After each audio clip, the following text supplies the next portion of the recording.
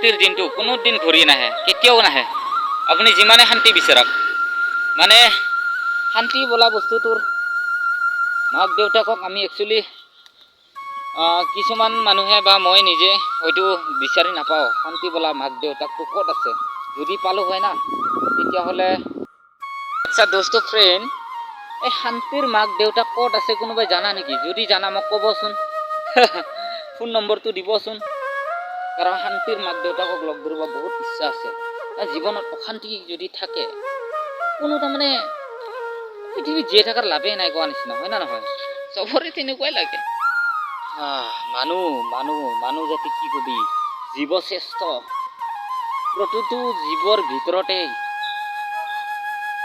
এটা বিবেক আছে, আত্মা আছে, বায়ু আছে, প্ৰাণ আছে, বুজা শক্তি আছে।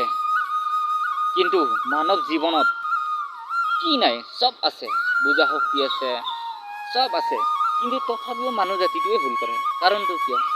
অভাৱৰ কাৰণে। কেতিয়াও ভুল নবুজিব। একজন মানুহ যেতিয়া নেকি ভুল কৰে, সি কৰিম বুলি কিনে কেতিয়াও নকৰে। এজন চোৰেই হওক, এজন বদমাছিয়ে হওক, কিবাই হওক, চব কাৰণে অভাৱৰ। কিছুমান একচুৱেলি এটা কথা কওঁ, বেয়া নাপাব, কিছুমান ছেক্সৰ কাৰণে বেলেগৰ ৰেপ কৰি ফাঁচি যায়।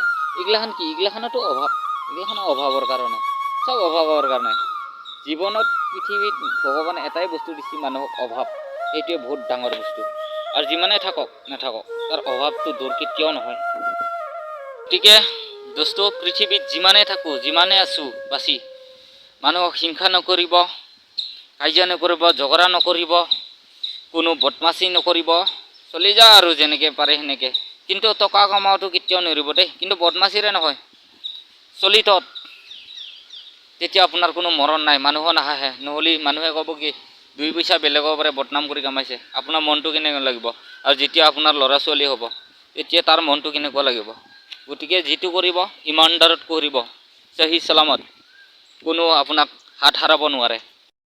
আৰু মোৰ ব্লগটো একচুৱেলি মই সিদিনা কৈছিলোঁ, মোৰ ব্লগ বেলেগতকৈ বহুত বেলেগ। কিয়নো মই যিহেতু মানুহৰ আগত ব্লগ বনাই খুব বেয়া পাওঁ। মই অকলশৰীয়াভাৱে ব্লগ বনাওঁ, একদম অকলশৰীয়া হ'ব লাগিব মই। মানে মানুহৰ আগত যে কি কথা পাতিম, কি নাপাতিম, মই ভাবিবই নোৱাৰোঁ। বেলেগে যেনেকৈ মানুহৰ আগত যায় সেনে বনাই দিয়ে, হয়তো মই জীৱনভৰ নোৱাৰিম তেনেকুৱা। কাৰণ চেষ্টাটো কৰোঁ, মোৰ কাৰণে পাৰফেক্ট নহয়।